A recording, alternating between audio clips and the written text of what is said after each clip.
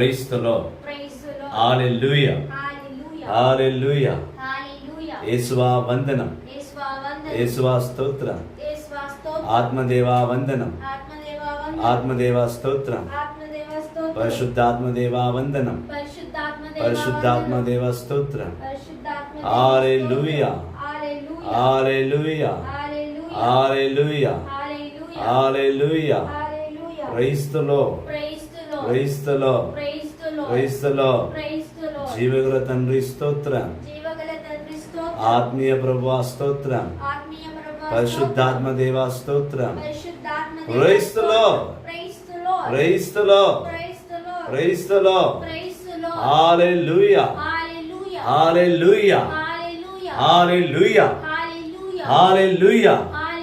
Hallelujah. Praise the Lord. Praise the Lord. Praise the Lord. యేసువా వందనం. యేసువా స్తోత్రం.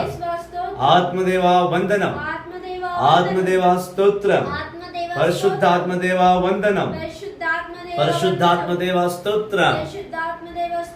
దైవ జనమా, క్రీస్తుని సంగమా, యేసుని అపారమైన కృపను, ఆయన ప్రేమను, ఆయన ఉన్నతమైన సన్నిధికి మనందరినీ కూడా ప్రభు ఆహ్వానించున్నాడు.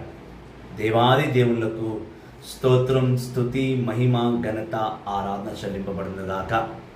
దైవ జనమా, క్రీస్తుని సంగమా, కొన్ని అనుకోలేని కార్యాల వల్ల ఫిబ్రవరి 10వ తారీఖు నుండే లైవ్ని కాస్తంత పోస్ట్పోన్ చేశాం. దానికి 3 కారణాలు ఉన్నాయి. మొట్టమొదటిగా మా సహోదరి తన ఇంటిని మారుస్తూ నూతన ఇంటికి రావడం జరిగింది. నూతన ఇంటికి రావడంతో దేవుడు ఇక్కడ ఒక గదిని షూటింగ్స్ కొరకై, డే లైవ్ గురించి ప్రత్యేకమైన ప్రార్థన చేయడానికి దేవుడు ఈ అందమైన చిన్న ప్రేయరాల్ని మనకు సమర్పించి ఉన్నాడు. మా సిస్టర్ గారికి దేవుడు ఒక మంచి ఇల్లును బహుమతిగా ఇస్తే అందులో ఒక రూమ్ ప్రేయర్ హాల్గా ఆయన మనకి గిఫ్ట్గా ఇవ్వడం జరిగింది. సో ప్రేయర్ హాల్ని షిఫ్ట్ చేసే ప్రాసెస్లో దాదాపు ఒక 20 రోజులు లైవ్ ఆగిపోయింది. అందులోనే తపస్కాలం కూడా మొదలవడం. ఇదే కాక మరొకటి లైవ్ ప్రారంభిద్దాం అని అనుకున్న సమయంలోనే మా తమ్ముడు కూతురు స్వర్గీయుడు అయిన యాంథనీ, మా బ్రదర్ సొంత తమ్ముడైన యాంథనీ ఒక కూతురు, అంటే మా తమ్ముడు కూతురు ఇంటికి దూరం అవడం, అనగా పుష్పవతి అవడం, అదొక సంఘటన ఏర్పాటు చేయబడినది. సో అలాంటి సమయంలో వాక్కు ప్రకారము దైవ వాక్కును పట్టుకోవడం కానివ్వండి, దైవ వాక్కులో పాల్గొనడం కానివ్వండి, పాత నిబంధన లేవియా కాండం ప్రకారము అది తప్పని జరిగించి లైవ్ని ఆపేశాం. 3వ కారణము, ఈ షిఫ్టింగ్ ప్రాసెస్లో వైఫై కనెక్షన్ లేకపోవడం చాలా ఇబ్బందికరంగా మారింది. దేవుని కృపను బట్టి, ఆయన చిత్తానుసారము ఈరోజే దేవుని లైవ్ వాక్కును లైవ్లో బోధించుకుని దేవుడు శుక్రవారం నాడు దీవించి మళ్ళీ తన సేవలో ప్రారంభించుకున్నాడు. దేవునికి ఎనలేని స్తుతులు, ఘనతలు, మహిమలు, ఆరాధన చెల్లింపబడునుగాక. Welcome to Titus Kandukuri, Vishnu brother, ఆరీ థామస్ బ్రదర్. నా లైఫ్ గురించి ప్రాఫెసైజ్ చేయండి అయ్యా. ఆల్రెడీ ఇంతకుముందు ఒకసారి ప్రార్థన చేసి మీ లైఫ్ గురించి నేను ప్రాఫెసైజ్ చేశాను. దేవుడి ఇచ్చిన మాట తప్పేవాడు కాదు. ఖచ్చితంగా మీ సతీమణి, మీ భార్యకు, సహోదరికి, నా సహోదరికి దేవుడు ఖచ్చితంగా గవర్నమెంట్ జాబ్ కలిగిస్తాడు. మీరు బిజినెస్లో ఏర్పాటు చేస్తానని మీ గురించి అనుదినం ప్రార్థిస్తూనే ఉన్నాను. ఆ బిజినెస్లో మీరు ముందుగా ఫలించకపోవచ్చు, కానీ కొద్దిగా మీకు బిజినెస్ సెట్ అవ్వచ్చు అని దేవుడు ఆ రోజే ప్రవచించాడు. అయినప్పటికీ కూడాను ఈరోజు మీరు అడిగారు కాబట్టి మీ గురించి మళ్ళీ ప్రార్థిస్తూ ప్రభుని వద్దకు మీ గురించి ప్రవచించమని నేను అడుగుతాను. సో లైవ్లో ఉన్న ప్రతి ఒక్కరు కూడా చేతులు జోడించి కన్నును మూసుకొని ప్రార్థించడము. సర్వశక్తికి లభితైన సర్వేశ్వర, కృపకు ఉట్టైన దేవా, నా ఆత్మీయ తండ్రి, ఆలోచనకర్త,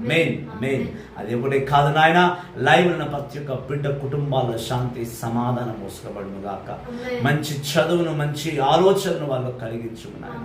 వాళ్ళ కుటుంబాల ప్రభా ఏ కొదువ ఉందో అన్నింటినీ తీసివేసేసి నీ వాక్ ద్వారా వాళ్ళని బలపరిచి దృఢపరిచి స్థిరముగా నీ సన్నిధిలో నిలబడించే విధంగా లైవ్ ఉన్న ప్రతి బిడ్డను ఆశీర్వదించమని మా నాథుడు యేసుక్రీస్తు నామములో ప్రార్థిస్తున్నాము తండ్రి. ఆమేన్ ఆమేన్ ఆమేన్. పరలోకమందున్న మా యొక్క తండ్రి, మీ నామం పూజింపబడును గాక, మీ రాజ్యం వచ్చును గాక, మీ చిత్తం పరలోకమందు నెరవేరినట్టు భూలోకమందు నెరవేరును గాక. నానాటికి కావలసిన అన్నము మాకు నేటికి ఇవ్వండి. మా దరాపబడ్డ వారిని మీరు మన్నించినట్టు మా అప్పులను మీరు మన్నించండి. మమ్మల్ని శోధన ప్రవేశింపక కీడును రక్షించండి. Amen. Praise the Lord, praise the Lord.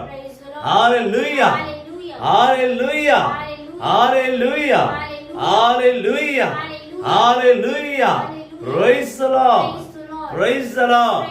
యేసువా వందనం, యేసువా స్తోత్రం, ఆత్మదేవా వందనం, ఆత్మదేవా స్తోత్రం, పరిశుద్ధాత్మదేవా వందనం, పరిశుద్ధాత్మదేవా స్తోత్రం. Hallelujah, hallelujah. Praise the Lord, praise the Lord. ఈరోజు దేవుడు బహుగొప్ప సంగతులతో ఒక ఉన్నతమైన విషయాన్ని ఈరోజు మనతో మాట్లాడబోతున్నాడు. చాలామందికి తెలుసో తెలియదో, తెలియని వారు ఈరోజు నిజంగా ధన్యులు, తెలిసిన వారు మరి ధన్యులు. తెలియని వారు ఎందుకు ధన్యులు అన్నానంటే, బైబిల్లో న్యూ టెస్టిమెంట్లో ఫిలోమెన్ అనే ఒక లేఖనం ఉంటుంది. ఫిలమోను అనే ఒక లేఖనం. ఆ ఫిలమోన్ అనే లేఖలో ఒక వ్యక్తి గురించి చాలా తక్కువ వచనాల్లో రాయబడి ఉన్నది. కానీ ఒక వ్యక్తి జీవితము ఎంతవరకు రాయబడినది, ఒక వ్యక్తి జీవితాన్ని పరిశీలించి చూస్తేనే కానీ ఆ వ్యక్తి జీవితంలో ఎవరు ఉన్నారనేది అనేది మనకి అర్థం కాదు. దైవ జనమా, క్రీస్తుని సంగమా, యేసుని అపారమైన కృపని ఎరిగిన బిడ్డలారా, ఈరోజు పౌలు గారి లేఖనం నుండి, ఫిలమోను అనే లేఖనం నుండి మనకు వ్యక్తి గురించి ఈరోజు మనము తెలుసుకోబోతున్నాం. వాక్యాన్ని ధ్యానిస్తాం. మీ చేతిలో బైబిల్ ఉంటే కనుక బైబిల్ని తీసుకోండి, తెరవండి. లేదా మీ ఫోన్లో బైబిల్ యాప్ ఉంటే కనుక బైబిల్ యాప్ని ఓపెన్ చేసి బైబిల్ని తెరవండి. ఈరోజు ఒక ఉన్నతమైన వ్యక్తి గురించి మనం తెలుసుకోబోతున్నాం. ఒక మనిషి జీవితాన్ని పరిశీలించి చూడడానికి దేవుడు ఈరోజు ఆ మనిషి గురించి మనతో మాట్లాడబోతున్నాడు. కావున పౌలు గారు రాసిన ఫిలమోనుకు లేఖ 1వ అధ్యాయము 8వ వచనం నుంచి ధ్యానిస్తాం. Today we are going to meditate from the letter which Paul has written to Philemon, chapter 1, verses 8 onwards. It's from New Testament. It is next to Titus. Titus ki next లేఖన అదే. చదవమ్మా. ఫిలమోనుకు రాసిన లేఖ 1వ అధ్యాయం 8వ వచనము. ఈ కారణము వలననే నీ కార్యములను గురించి క్రీస్తునందు నిన్ను శపించు శాసనములు నాకున్నాను. దానికి బదులుగా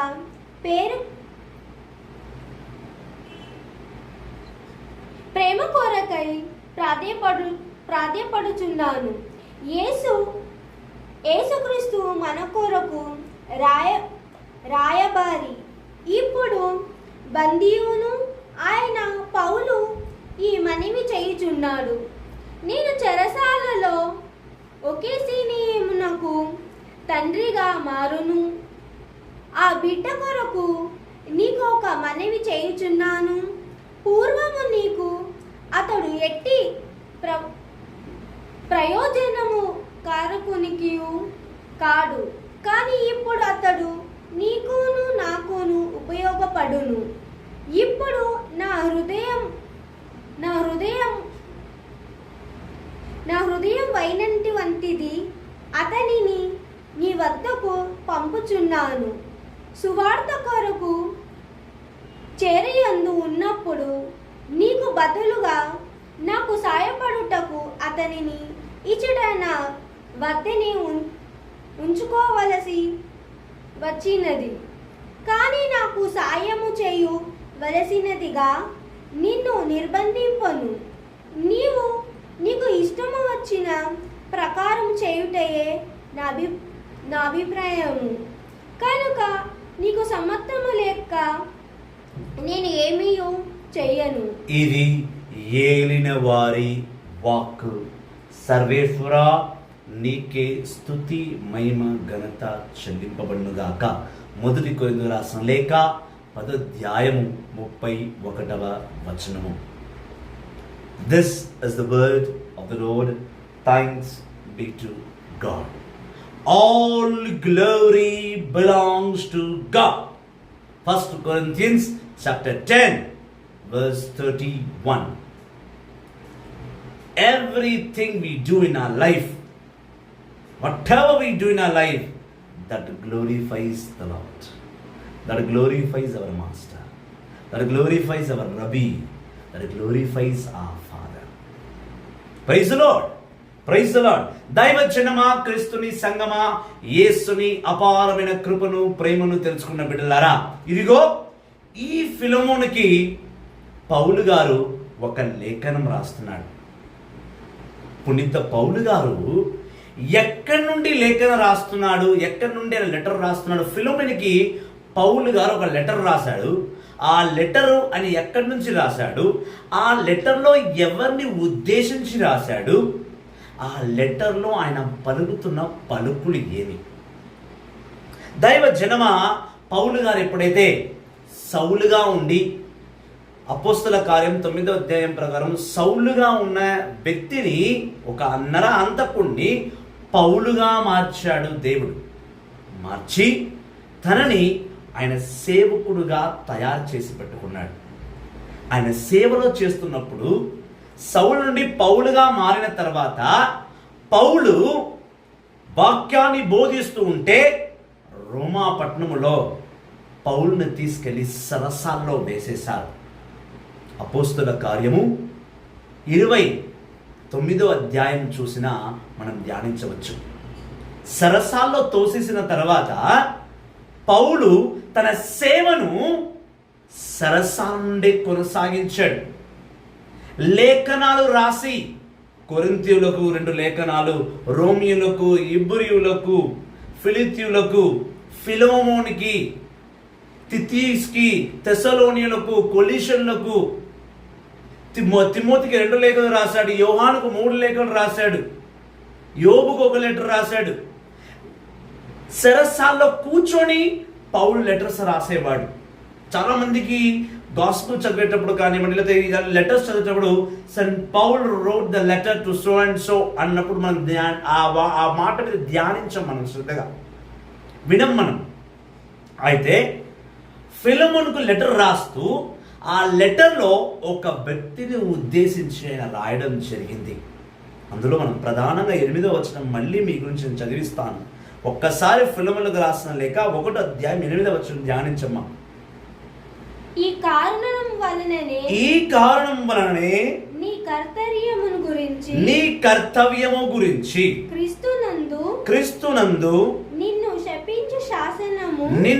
శపించు శాసనము నాకు ఉన్నను. దానికి బదులుగా ప్రేమ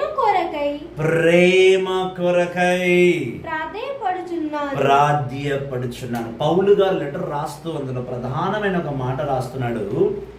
నా పేరు పౌలు, నేను క్రీస్తుని సేవకుడును, క్రీస్తుని వాక్కు వచనాల్లో జీవించేవాడను, క్రీస్తుని తరఫున ఈ లోకములో ఆ యేసుక్రీస్తు రాజ్యమును తెచ్చుటకు పనిచేయువాడును నేనే.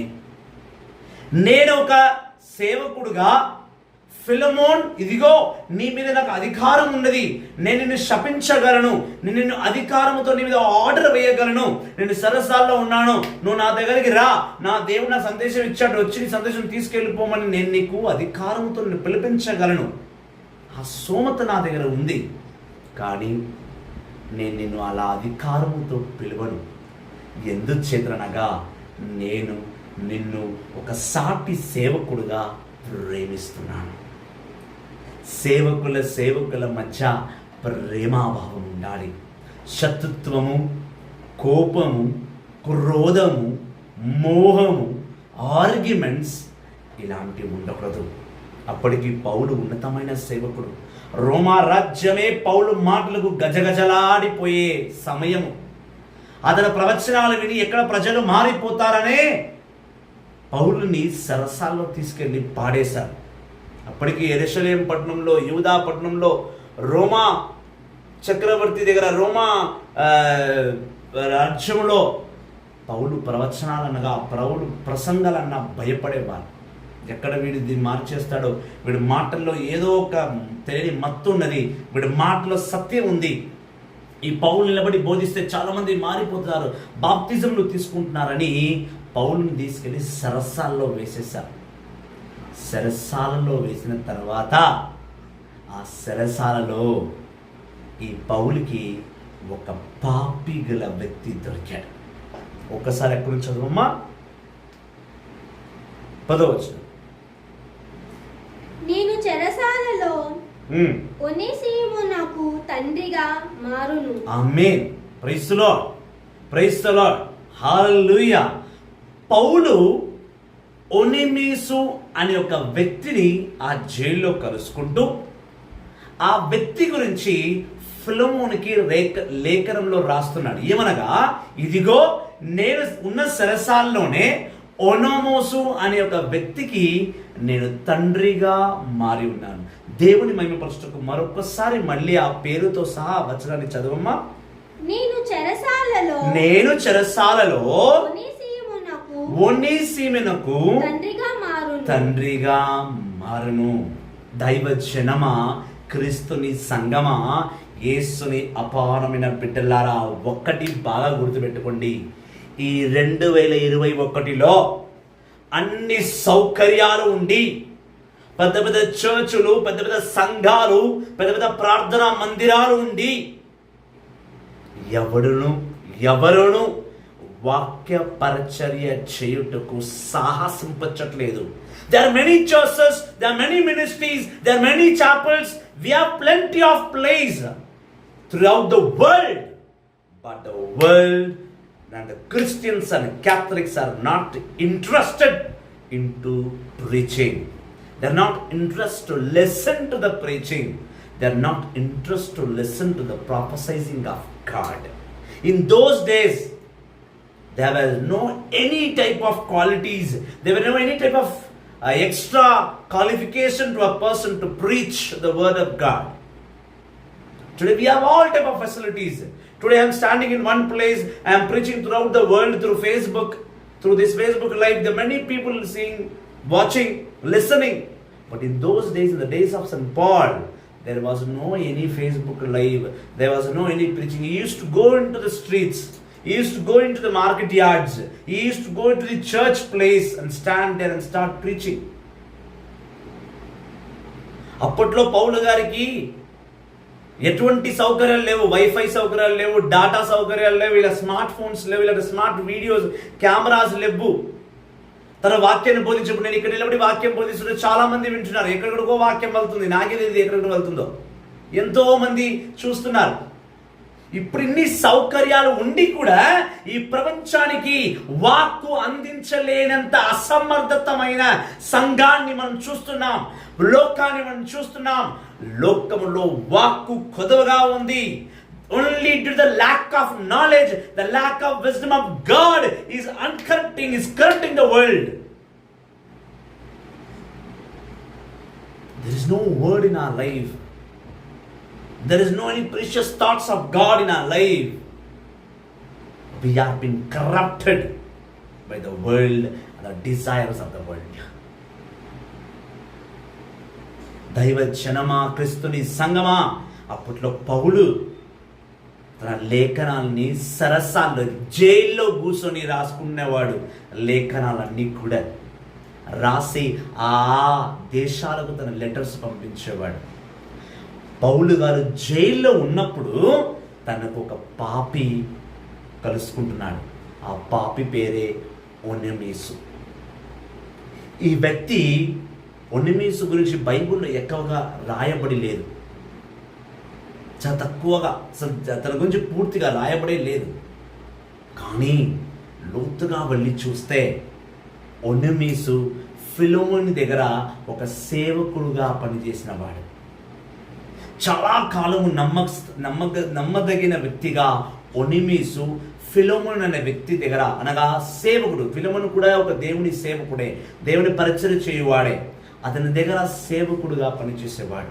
ఫిలోమోను చాలా ధనవంతుడు, చాలా డబ్బులున్నవాడు, ఎంతోమంది పనివారు ఉండేవారు. ఆ పని వాళ్ళే ఈ ఒనెమీసు అనే వ్యక్తి. ఒకానొక రోజు ఈ ఒనామేసు అనే వ్యక్తి ఫిలోమోను ఖజానా నుండి, అనగా ఫిలోమోను సంపదన నుండి కొన్ని సంపదను దొంగిలించుకొని రోము పట్టణానికి వచ్చి రోము పట్టణంలో జీవించడం మొదలు పెడతాడు. కానీ ఎట్టకేలకు చేసిన తప్పుని ఒప్పుకోవాలి కావున, తప్పు చేసిన వాడు శిక్షకు గురి అవ్వాలి కావున ఒనెమీసు తన తప్పుకి తను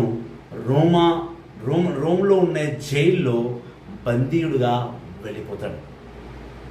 ఆ జైల్లో పౌల్ని ఒనెమీసు కలుసుకుంటున్నాడు. పౌలు ఒనెమీసును కలిసి, నువ్వు ఎవరు, నువ్వు ఎక్కడి నుంచి వచ్చావు, ఏం పాపం చేశావు అని పౌలు ఒనెమీసుని అడగగా ఒనెమీసు ఉన్న విషయాలన్నీ కూడా సత్యానికి సత్యముగా, నిజానికి నిజముగా చెప్పి పౌలు చేయి ద్వారా, పౌలు బోధనల ద్వారా, పౌలు గారి యొక్క ప్రవచనాల ద్వారా ఒనెమీసు తన తప్పును ఒప్పుకొని తను ఒక సేవకుడుగా మారిపోతున్నాడు. చూడండి, జైల్లో కూడా, చెరసాల్లో కూడా, కుంగి కుసించిపోతున్న చెరసాల్లో కూడా పౌలు సేవను చేస్తున్నాడు. దేవుని రాజ్యాన్ని స్థాపిస్తున్నాడు. తనకి ఎంత దేవుని పట్ల దాగము ఉండినా తను చెరసాలని చూడలేదు, తను వీధులు చూడలేదు, పట్టణాలు చూడలేదు, పల్లెలు చూడలేదు. ఎక్కడికి వెళ్ళినా తన సేవాతత్వమును కొనసాగిస్తూనే ఉన్నాడు. నువ్వు సేవ చేయాలి అంటే స్థలం అవసరం లేదు. నువ్వు సేవ చేయాలంటే అది పల్లెటూరా, సిటీయా, జంగలా, డెజర్డా, జైలా అని నీకు అవసరం లేదు. సేవ చేయాలనే సంకల్పం ఉండాలి. క్రీస్తు యేసుని పట్ల ప్రేమ కలిగి ఉండాలి. క్రీస్తుని కొరకై నేను ఏమైనా చేస్తానే తెగింపు నీలో ఉండాలి. అలా ఉండిన నాడు నీవు ఉన్నతమైన సేవకుడుగా, సత్యమైన సేవకుడుగా, ఆ క్రీస్తుని వారసుడుగా నువ్వు జీవిస్తావు. సేవ చేయడానికి ఎక్కడికి వెళ్ళినా సేవాతత్వం ఉన్నవాడు ఎక్కడైనా సేవ చేయవచ్చు. ఒనెమీసు ఒక దొంగ, పౌలు ఒక అంతకుడు. కానీ పౌలుని దేవుడు దీవించాడు. ఆ దీవింపబడ్డ పౌలు ద్వారా ఒక దొంగైన ఒనెమీసు మారు మనసు పొందుకొని ఒక సేవకుడుగా మారుతున్నాడు. ఎవరైనా దొంగను మార్చడానికి ప్రయత్నిస్తారా? ఒక అంతకుడిని మార్చడానికి ప్రయత్నిస్తారా? ఎవరైనా ఒక వ్యభిచారం చేసిన వాడిని మార్చడానికి ప్రయత్నిస్తారా? ఈ జనరేషన్లో ఎవరు అది చేయరు.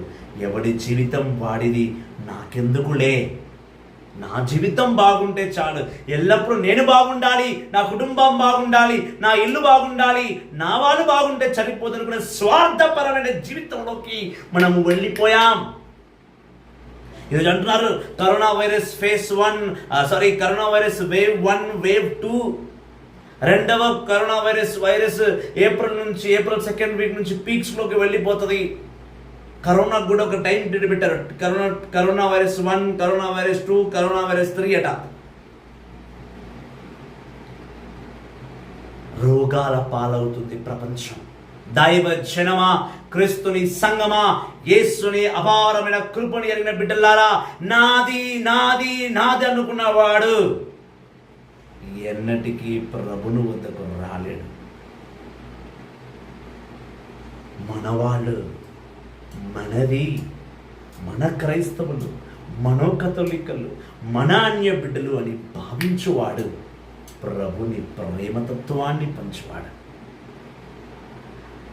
ఒనోమిసు దొంగ అని పౌలు విడిచిపెట్టలేదు. ఒనోమోసుతో మాట్లాడాడు.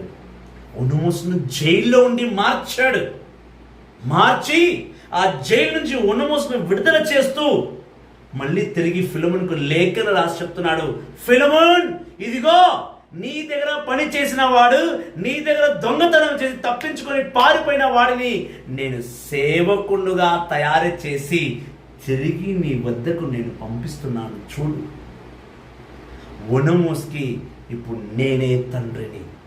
అందుకే అన్నాడు. మళ్ళీ ఒకసారి ఆ వచనం మళ్ళీ చదవమ్మా.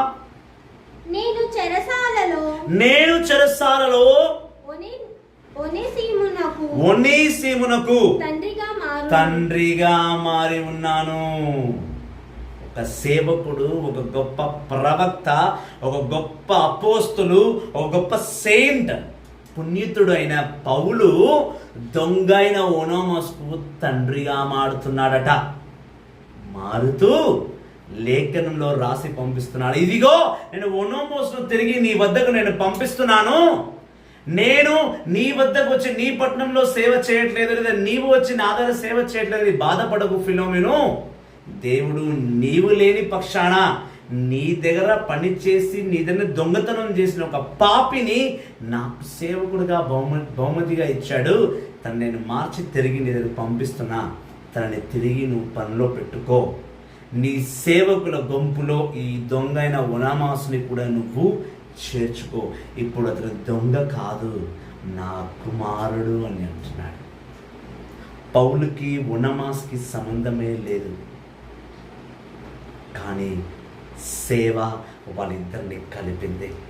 క్రీస్తుని సేవ వాళ్ళిద్దరిని జతపరిచి తండ్రి కొడుకులుగా మార్చింది. అందుకే మనం చూస్తున్నాం కొలిషీయులకు రాసిన లేఖ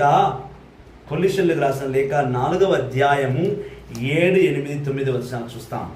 reading from the book of letter of Colossians chapter 4 verses 7, 8, 9.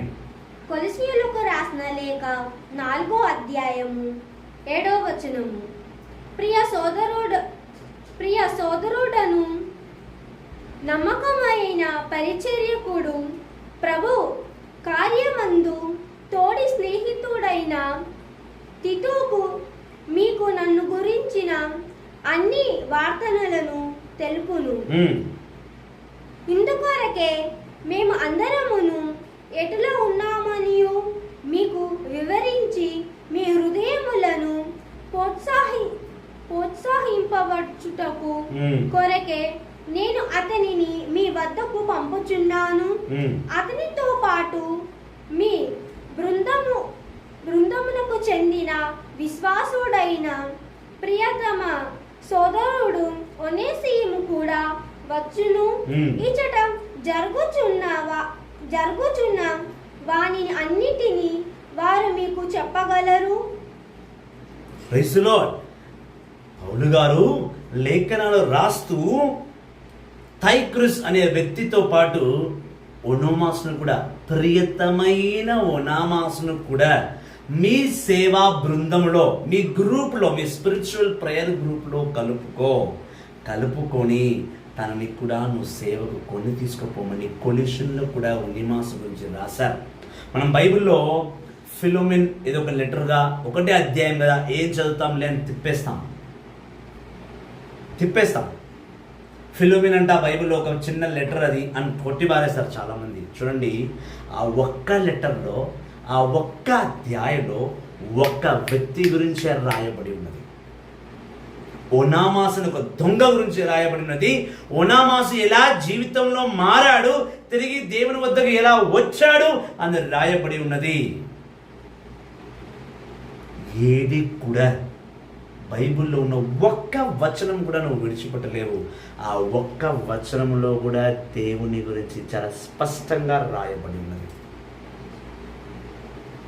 బైబిల్లో ఫిలోమెనే కదా, నూతన నిబంధన న్యూ టెస్టమెంట్లో ఒక లెటర్ మాత్రమే అది కొట్టి బారేయచ్చు.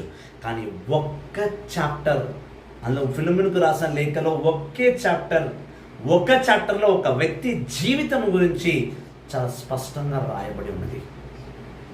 చిన్నదిలే మనకేం పనికి వస్తుంది అని మనం అనుకుంటాం. కానీ ఆ చిన్న దానితో నువ్వు ఏమైనా చేయవచ్చు. ఉదాహరణకు మనం కెమెరాలో ఒక ఫోటో తీసుకుంటాం, మనదన్నా ఎవరిదన్నా. మన ఫేస్ క్లియర్గా రావడానికి జూమ్ చేసి చూస్తుంటాం. లేదా మనకి ఎంతవరకు క్రాప్ చేయాలో అంతవరకు క్రాప్ చేసుకుంటాం. ఫోన్లో ఒక ఫోటోకే నువ్వు అంత ఇంపార్టెన్స్ ఇస్తే, బైబిల్లో ఒక సేవకుడు గురించి, ఒక ఉన్నతమైన వ్యక్తి గురించి, పౌలు మార్చిన ఒక ఆత్మ గురించి నువ్వు ఇంకా ఎంత స్పష్టంగా తెలుసుకోవాలి ప్రియ సహోదరి, ప్రియ సహోదరా. దేవాది దేవుడు ప్రతి లేఖనములో ఒక ఉన్నతమైన విషయాన్ని రాసిపెట్టాడు. ఒక ఆత్మ గురించి రాసిపెట్టాడు. బైబిల్లో ప్రతి ఒక్క అధ్యాయం, ప్రతి ఒక్క వచనంలో ఆయన మాటలు పొందుపరిచి ఉన్నాయి. అందుకే మనం చూస్తున్నాం, చాలా చాలా స్పష్టంగా మనం చూస్తున్నాం. ఎఫెసీయులకు రాసిన లేఖ 2వ అధ్యాయము 8-9 వచనాలను చూస్తున్నాం. Ephesians chapter 2 verses 8 and 9. ఎఫెసీయులకు రాసిన లేఖ 2వ అధ్యాయము 8వ వచనము. ఏలన విశ్వాసము ద్వారా దేవుని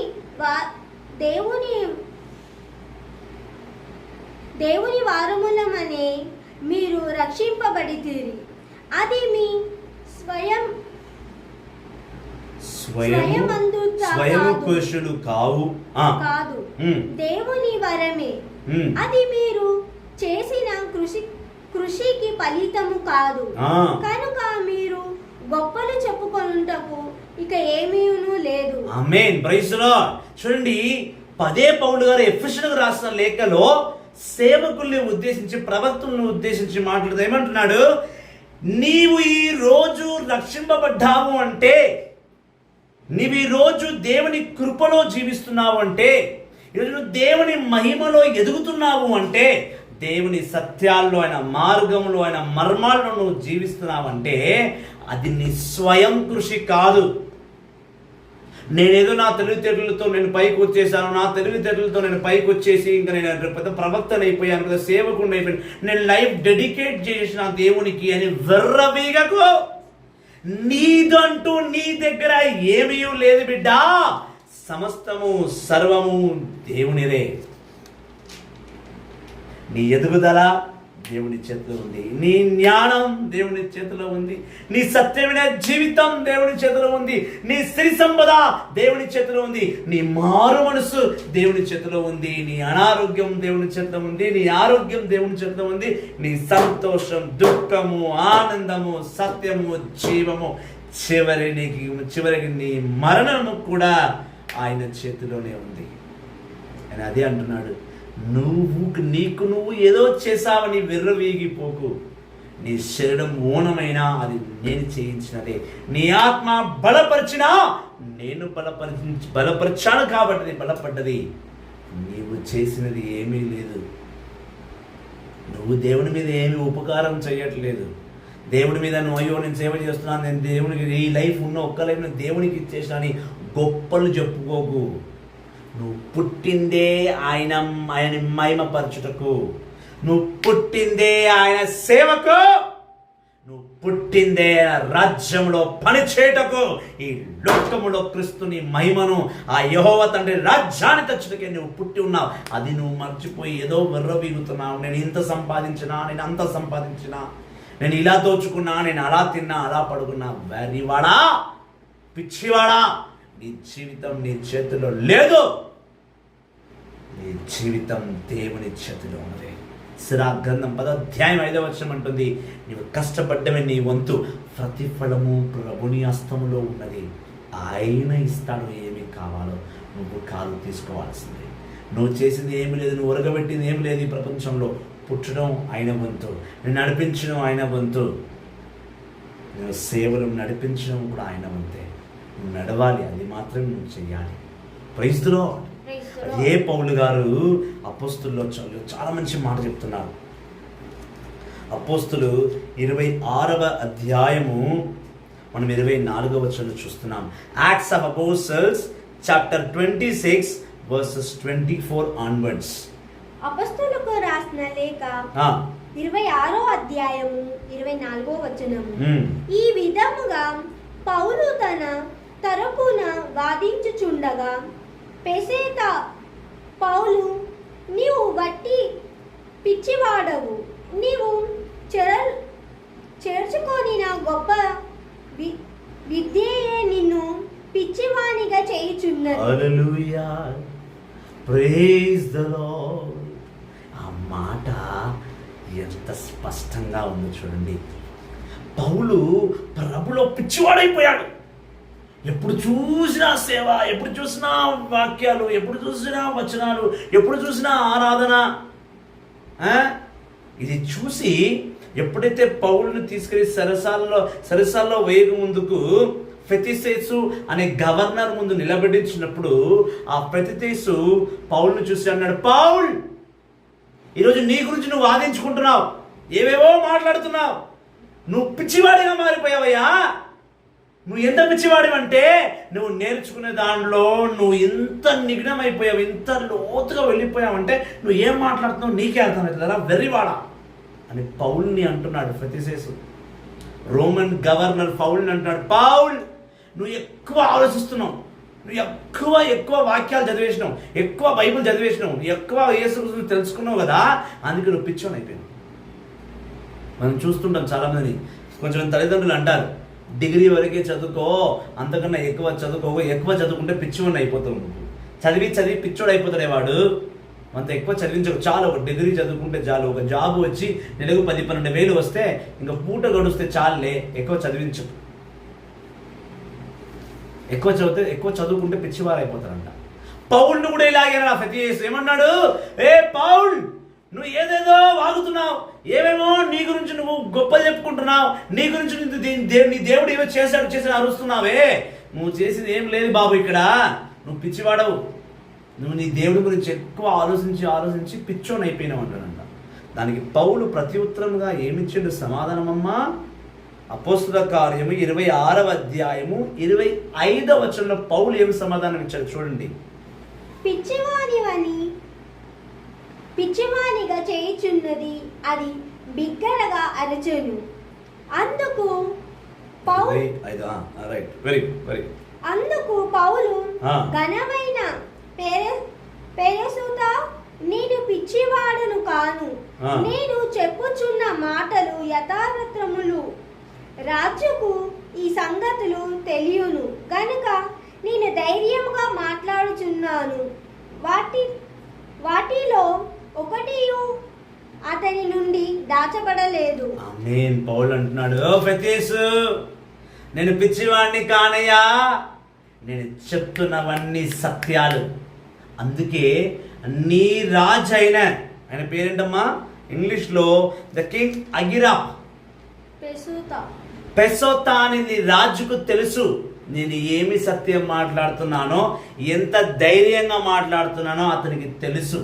అతను తెలుసు కనుకనే తను నా గొప్పతనం, నా మాట్లాడుతున్న సత్యం ఉంది కాబట్టి వాడిని డీల్ చేయక నీకప్ప చెప్పాడు. అర్థమైందా? నన్ను పిచ్చోని అంటున్నావు, వాక్యంలో ఉన్నవాడు పిచ్చోడు కాదు, వానంత గొప్పవాడు ఇంకోడు లేడు. ప్రతి నిమిషం 24 గంటల సేవ ప్రభు గురించి ధ్యానించిన వాడు అవులగాడు కాదు, పిచ్చోడు కాదు, పరమజ్ఞాని is the most knowledged person.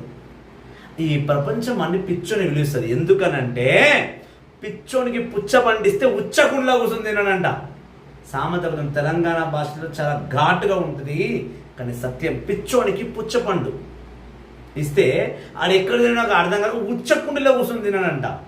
ఈ ప్రపంచము వాక్యము అర్థం కాని ఈ ప్రపంచాన్ని, వాక్యము అర్థం కాని ఒక వ్యక్తిని నేను ఉచ్చకుండితోనే చూస్తా, ఆ సమానంతోనే చూస్తా.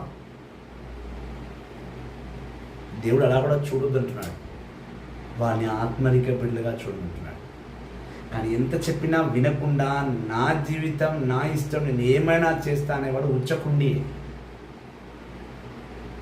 అందుకు పుచ్చకుండా తినడం తప్ప వాడికి ఏం పని లేదు. ఈ ప్రపంచంలో వాక్కులు చదివి ఊకే వాక్యం ఏంది ఊకే బైబిల్ ఏంది, పిచ్చి పట్టిందా మీకు ఏమైనా? ప్రతి మాటకు వాక్యమేనా? ఆడ పిచ్చోడు అదో పిచ్చిది అంటావు. ఎస్, నిజమైన పిచ్చోడు వాడే పిచ్చోడు, మనం పిచ్చోడు కాదు, పరమజ్ఞాని. ఈ లోకంలో జ్ఞానం లేదు కదా, మనం జ్ఞానం మనసులో మన పిచ్చోడు లెక్కనే కనబడతాం. వాడు పిచ్చోడు అన్నాడు కదా అని చెప్పేసి మనం పిచ్చి పట్టి వాక్యాన్ని పక్కన పెట్టి వాని చుట్టూ తిరుగుం కదా. మనల్ని పిచ్చోడన్నా, వ్యభిచారుడు అన్నా, పాపి అన్నా, ఈ లోకం ఎన్ని నిందలు వేసినా ఆ నిందను 2 భుజముల పైన మోస్తూ ఆ భుజముల పైన యేసుక్రీస్తు రాజ్యం కొరకు పనిచేసేలో ఉన్న ఆనందము ఈ లోకంలో ఏ దానిలో కూడా లేదు. అయితే పౌలు అన్నాడు, నువ్వు పిచ్చోడు అంటున్నావు ఫెతేసు, నేను పిచ్చోడిని కాదు, నీ రాజుకు తెలుసు నేనంటే ఏందో, వాణ్ణి వెళ్ళి అడుగు, నేనెవడో వాడు చెప్తాడు. దాని తర్వాత రుడిగా నమ్ముచున్నాను, ఇది ఒక మర్మముల జరిగిన విషయములు కావు. అగ్రిప్ప రాజు, మీరు ప్రవక్తలను నమ్ముచున్నారు, మీరు నమ్ముచున్న వారిని నాకు తెలియను అనేను. అగ్రిప్ప రాజు పౌలుతో, ఇంత స్వల్పకాలంలోనే నన్ను క్రైస్తవునిగా చేయదలగలుచున్నావా అని. ఎప్పుడైతే అగ్రిప్ప రాజు పౌలుని చూసి అన్నాడు, నువ్వు ప్రవక్త నువ్వు అనుకుంటున్నావా పౌలు, నువ్వు ప్రవక్తవా అని ఒక ప్రశ్న వేసి రెండవ ఆన్సర్ ఏమన్నాడంటే, నేను ఇచ్చేటికి కొద్ది కాలంలో నీ మాటలతో నన్ను క్రైస్తవునిగా మారుస్తావని నువ్వు అనుకుంటున్నావా ఏమి? రాజు పౌలుని అడుగుతున్నాడు. ఏమన్నాడు రాజు? అగ్రిప్ప రాజు ఏమన్నాడు పౌలుని, పౌలు నువ్వు పిచ్చోడు కాదని అంటున్నావు కదా, మరి నువ్వేం ప్రవక్తవా? లేకపోతే నేను ఇచ్చిన కొద్ది సమయంలో నన్ను మార్చేస్తావు, నన్ను క్రైస్తవుడుగా కన్వర్ట్ చేసేస్తావని నువ్వు అనుకుంటున్నావా ఏంది? నేను రాజుని, నేను క్రైస్తవుని కాలేను, నీ క్రీస్తుని, నీ యేసుక్రీస్తుని నేను నమ్మనయ్యా, పిచ్చివాడా అని పౌలుని ఏలన చేసి మాట్లాడుతున్నాడు. దానికి పౌలు ప్రతి ఉత్తరంగా ఏమిచ్చాడు చూద్దాం. సర్వకాలము కవ్వించుడు, దీర్ఘకాలము కనుడు, ఈనాడు నేను చెప్పినది వినుచున్న మీరును ఇచటనున్న ఇతరులను ఈయన సంఖ్యలు వినహాను నావలనే కావలేను నని నేను దేవుని ప్రార్థించుచున్నాను అనేను. పౌలు సింపుల్గా ఆన్సర్ చెప్పాడు. నువ్వు నాకు కొంచెం సమయం ఇచ్చినా, నువ్వు నాకు పెద్ద సమయం ఇచ్చినా, నీతో మాట్లాడడానికి నువ్వు నన్ను 1 గంట సేపు అనుమతించినా, 1 రోజంతా అనుమతించినా, నేను మాత్రం నా ప్రభు గురించే మాట్లాడతా. నేను నిన్ను పొగడను, నేను నీ గురించి గొప్పలు చెప్పను. నువ్వు రాజు అయితే ఏమి, మంత్రి అయితే ఏమి, నా ప్రభు ముందు నువ్వు చిన్నవాడివే. కావున నేను నీ గురించి, నువ్వు కొద్ది సమయం ఇచ్చినా ఎక్కువ సమయం ఇచ్చినా, నేను నీ గురించే ప్రార్థన చేస్తా, నీ గురించే నేను ప్రభు దగ్గర వేడుకుంటా. ప్రభువా, ఇదిగో ఈ బిడ్డను నీవు మార్చు. నా పని అది. సేవకులకు 10 నిమిషాల సమయం ఇచ్చి వాక్యం బోధించమన్నా, 10 గంటలు ఇచ్చి వాక్యం బోధించమన్నా వాళ్ళు బోధిస్తూనే ఉంటారు, అలసిపోరు. క్రీస్తుని సేవ చేయడం క్రైస్తవుడిగా మన హక్కు. To serve Jesus, it is our authority and it's our responsibility to preach about Christ in this world, on this world. దైవజనమా, క్రీస్తుని సంగమా, పౌలుని వాళ్ళు ఎంత రెచ్చగొట్టినా, పౌలుని వాళ్ళు ఎన్ని మాటలన్నా, పౌలు ఒకటే చెప్తున్నాడు, చూడయ్యా, నీవు ఏమి చెప్పినా నేను నా ప్రభు గురించి చెప్పడం మానివేయను. నువ్వు సరసాల్లో వేసినా నేను సేవ చేస్తూనే ఉంటాను. చదవమ్మా. అప్పుడు అగ్రిప్ప రాజు బెరేనియాసు అధిపతియగు పెరెసుత మిగిలిన వారందరూ లేచిరి. వారు అచటి నుండి పోవచ్చు, ఇతడు చంపబడుటకు గాని లేడు, చెరలో బంధింపబడుటకు గాని తగిన నేరం ఏదియు చేసి ఉండలేదు అని ఒకరితో ఒకరు చెప్పుకొనిరి. అగ్నిపారాసు రాజు పెరేసు చక్రవర్తికి నివేదించుకొందును అని పలుకుకుండినచో ఇతడు విడుదల చేయబడి ఉండేటివాడని అనేను. ఎప్పుడైతే ఈ మాటలు అనగా అగ్నిపర్త రాజు పౌలుకి జరిగిన కాన్వర్జన్ని అందరు చుట్టుపక్కల మేధావులు, ఆ దేశపు రాజులు, ఆ దేశపు మంత్రులు కూర్చుని ఉన్నారో వాళ్ళు లేచి వెళ్తూ ఎందుకో పౌలు మాటల్లో ఏమీ తప్పు మనకు అనిపించట్లేదు, తను చెప్తున్నది నిజంగానేమో అని వాళ్ళు గుణుక్కుంటూ మాట్లాడుకుంటూ వెళ్తున్నారు. చూడండి, పౌలు రాజుతో మాట్లాడాడు, ఆ రాజుకు అర్థం కాలేదు పౌలు మాటలు. గవర్నర్తో మాట్లాడాడు, ఆ గవర్నర్కి అర్థం కాలేదు ఆ మాటలు. కానీ అక్కడ కూర్చున్న అందరికీ పౌలు మాటలున్న సత్యాలు అర్థమయ్యాయి. చాలామంది పౌలు నేరస్తుడు కాదు, తను ఒక ఇన్నసెంట్ పర్సన్, తను నేరమే చేయలేదు, వాడు మాట్లాడే మాటల్లో సత్యమే ఉంది తప్ప అసత్యం లేదని వాడు తీర్పును చెప్పుకుంటూ బయటికి వెళ్ళిపోతున్నారు. మనం కూడా కొన్నిసార్లు ఒక సేవకుడు మరొక సేవకుడితో ఆర్గ్యుమెంట్ చేస్తుంటే ఆ రెండు సేవకుల మధ్యనే అర్థమవుతుంది అనుకుంటాం. కాదు, ఆ చుట్టుపక్కల ఉన్న కూర్చొని ఉన్న వారందరికీ కూడా మనం మాట్లాడుకున్న మాటలు కొన్ని అర్థమవుతాయి. అందులో వ్యక్తులు డిసైడ్ చేస్తారు ఎంతవరకు నిజం చెప్పాము, ఎంతవరకు అబద్ధం చెప్పాము అనేది. దైవ జనమా, క్రీస్తుని సంగమా, పౌలు ఇటు విధంగా సరసాల్లో వేసేస్తే ఆ పౌలు తన సరసాల్లో కూడా సేవను కొనసాగిస్తూ ఒనిమాసు అనే వ్యక్తిని మార్చి తిరిగి తన యజమాను వద్దకే పంపిస్తున్నాడు. దైవ జనమా, క్రీస్తుని సంగమా, జీవితం చాలా విలువైనది, ఇది అందరికీ తెలిసే. మరొక విషయం నేను తెలుసుకో అంటే జీవితం చాలా చిన్నది.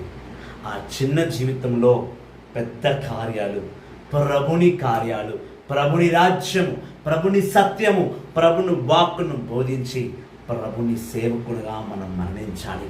ఇదే మనం తెలుసుకోవాలి. ఒనిమాసు ఒక దొంగ, ఫిలోమెన్ చేతి కింద పని చేస్తూ తన ఇంట్లోనూ దొంగతనం చేసి రోముకు పరిగెత్తిపోయిన ఒక దొంగను సరసాల్లో కలుసుకొని తనని మార్చి మలచి తిరిగి అదే ఫిలోమెన్ ఇంటికి ఒక సేవకుడుగా పంపిస్తున్నాడు. మరి ఫిలోమెన్ కూడా ఒక సేవకుడే కదా, తను ఎందుకు ఒనామాసును మార్చలేకపోయాడు? అందరూ సేవకులే, కానీ ఎక్కువగా దేవునికి దగ్గరగా ఉన్నవారు ఉన్నతమైన సేవకులు. సీనియారిటీ జూనియారిటీ అని కాదు, కానీ 24 hours ఆయన గురించి ఆలోచించేవాడు. వాడి ఆలోచనలు, వాడి తలంపులు, వాడి జ్ఞానం చాలా వేరు. అందుకే నేను ప్రతి ఒక్కరు చెప్తాను, దేవుడికి దగ్గరగా వెళ్ళు, వాక్యాన్ని మరచిపోకు, శ్రద్ధగా ఆలోచించు. ఒక్కసారి సామెతల గ్రంథము 4వ అధ్యాయము చదవమా. సామెతలు 4వ అధ్యాయములో 23వ వచనం చదవమా. సామెతల గ్రంథము 4వ అధ్యాయం 23వ వచనము. అన్నిటికంటేను ముఖ్యముగా నీ హృదయమును పదిలము చేసుకొనుము, నీ జీవన గతికి మూలద్వారం అదియే. నీ జీవితమును, మళ్ళీ చదవమ్మా, నీ జీవితమును అన్నిటికంటే ముఖ్యముగా నీ హృదయమును పదిలపరచుకొని చేసుకొనుము, నీ జీవన గతికి మూలద్వారం అదియే. నీ జీవన గతికి మూల కారణము అదే. ఇంగ్లీష్ చాలా బాగా రాయబడి ఉంది. Proverbs chapter 4 verse 23. Be careful how you think. Your life is shaped by your thoughts. Be careful what you are thinking. That thinking, the thoughts only will bring a good shape to your life. నీ ఆలోచనలే నీ జీవితాన్ని సరియంగా తీర్చిదిద్దుతుంది. నీ ఆలోచన బాగుంటే నీ మనసు బాగుంటుంది, నీ మనసు బాగుంటే నువ్వు బాగుంటావు, నువ్వు బాగుంటే నీ సంఘం బాగుంటుంది, సంఘం బాగుంటే నీ ప్రపంచం బాగుంటుంది, నీ ప్రపంచం బాగుంటే నీ క్రీస్తు ఆనందిస్తాడు. సామెతల గ్రంథం 4వ అధ్యాయం 23వ వచనం చాలా స్పష్టంగా ఈ మాట చెప్తుంది. దైవజనమా, క్రీస్తుని సంగమా, చాలామంది ఇప్పుడు ఉదాహరణకు నా వయసు 35లో ఉన్నాను, 36లో ఉన్నాను. దేవుని కృప ఎంతగా నాలో పనిచేస్తుంది అంటే, నేను గొప్పలు చెప్పట్లేదు, దేవుని కృప ఎంతగా పనిచేస్తుందంటే నేను వాక్యాన్ని చాలా స్పష్టంగా బోధించగలను. కానీ కొంచెం మంది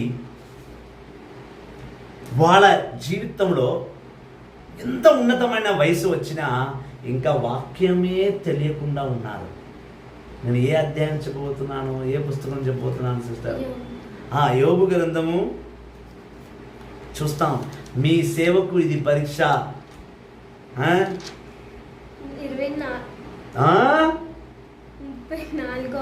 34వ అధ్యాయం. అవును.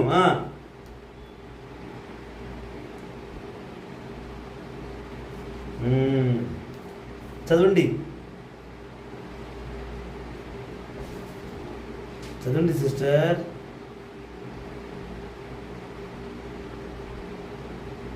32వ అధ్యాయము. ఇదా మీరు చేస్తున్న సేవ?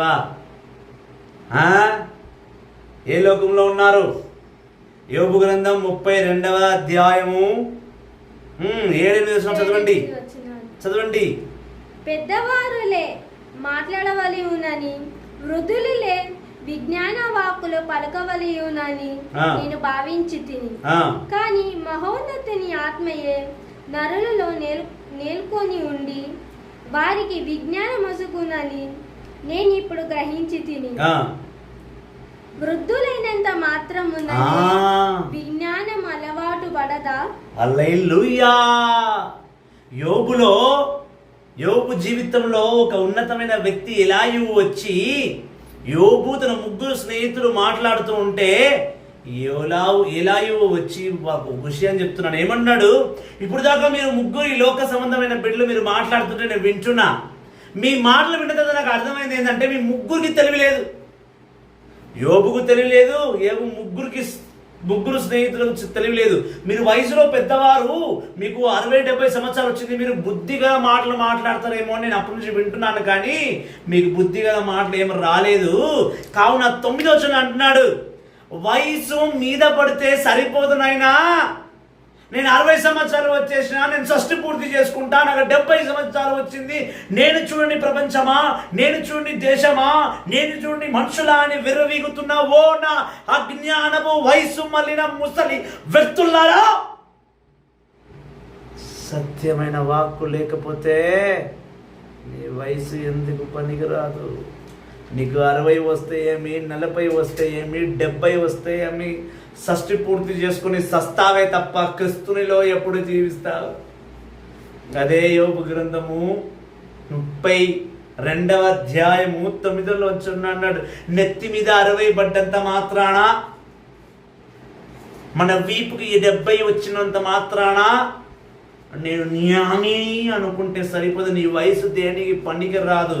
నీ వయసు ఎప్పుడు పనికి వస్తుందంటే, నువ్వు సత్యమైన వాక్కును చదివినప్పుడు, ఉన్నతమైన జ్ఞానమును ఎరిగినప్పుడు, ప్రభువు యేసుక్రీస్తుని తన తండ్రి అయిన యెహోవా గురించి తెలుసుకున్నప్పుడే నీ వయసుకు స్పష్టమైన అర్థం. యోహాను సువార్త 17వ అధ్యాయము 3-4 వచనాలు చెప్తుంది. ఒక సంపూర్ణమైన జీవితం ఎప్పుడు పిలువబడుతుందంటే, నువ్వు సంపూర్ణమైన వాడవని ఎప్పుడు పిలువబడతావంటే, ఎప్పుడైతే నీ సృష్టికర్తన యెహోవాను తెలుసుకుంటావో, ఎప్పుడు కొరకై నీ కొరకై ప్రాణత్యాగం చేసిన యేసుక్రీస్తు గురించి నువ్వు గ్రహించి తెలుసుకుంటావో, ఆనాడు నువ్వు సంపూర్ణమైన వాడవు. ఆనాడు ఈ లోకమును నువ్వు క్రీస్తుని వారసుడవు.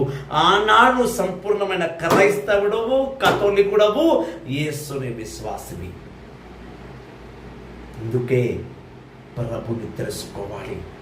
నేను 60 సంవత్సరాలు వచ్చేసిన, నాకు ఏజ్ 70, నేను తిరగని దేశం లేదు, నేను చూడని మనుషులు లేరు.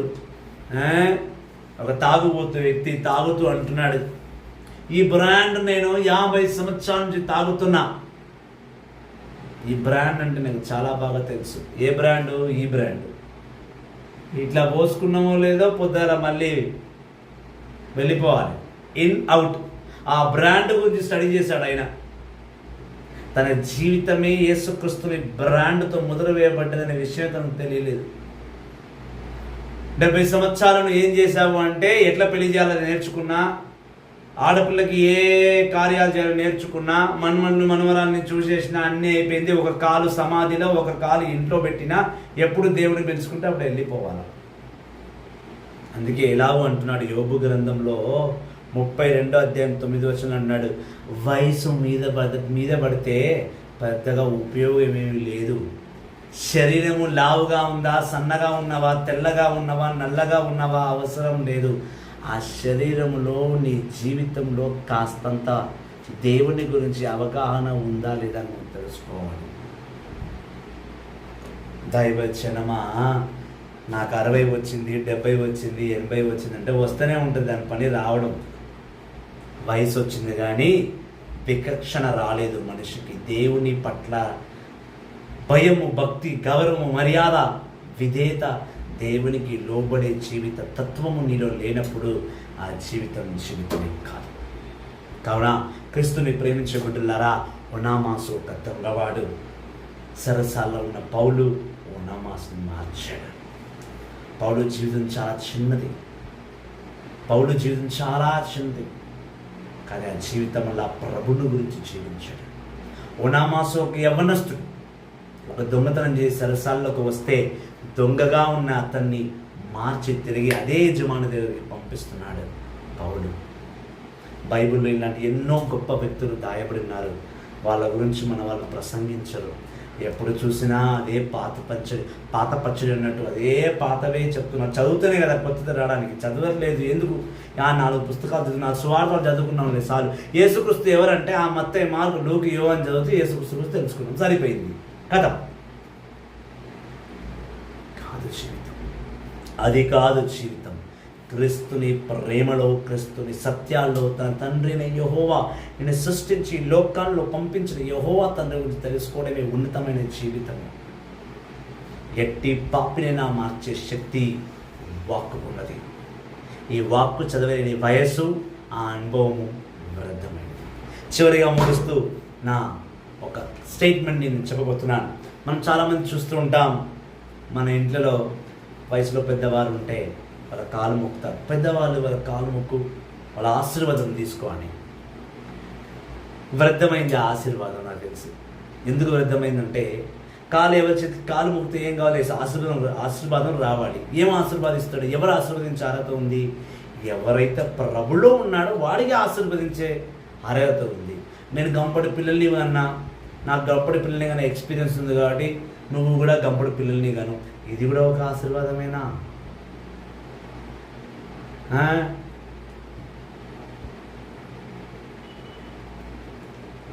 ప్రభువా my dear brothers and sisters, క్రీస్తులో జీవిస్తున్న ప్రియ సహోదరి సహోదరులారా, సేవకుల కాళ్ళకు మొక్కండి, విశ్వాసుల కాళ్ళకు మొక్కండి, క్రీస్తు వాక్కును బోధించే వారి కాళ్ళు మొక్కండి.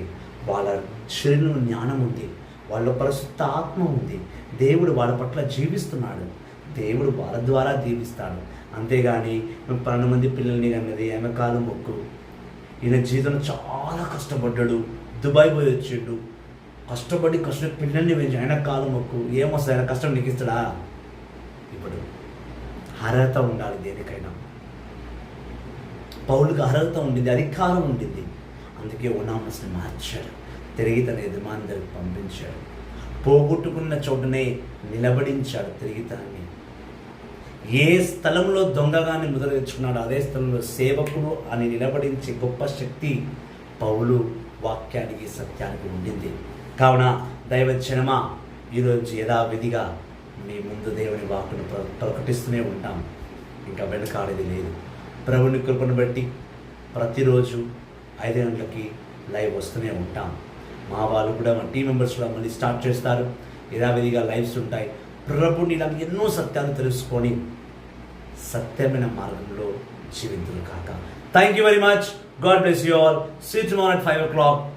God bless you. Praise the Lord. Praise the Lord.